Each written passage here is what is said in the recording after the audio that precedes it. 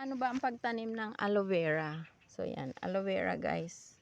Tinanim ko to siya nung November last year. So ayan, maliit pa siya noon pero ngayon lumago na, ang dami ng anak yan. Ang pagtanim ng aloe vera guys, kung halimbawa ito anak ng aloe vera. Halimbawa ito, tapos tanggalin ko. Kung gaano lang kalalim yung ugat niya, yun lang ang takpan mo. Huwag mo siyang takpan na malulumos na siya dito, nalulunod na sa lupa. Huwag. Kasi namamatay yan.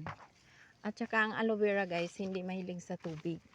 Ito gumanda kasi ano siya, matarik na lugar. Pero kung laging basa yan, nalulusaw yan. So yun, mabatong lupa ito.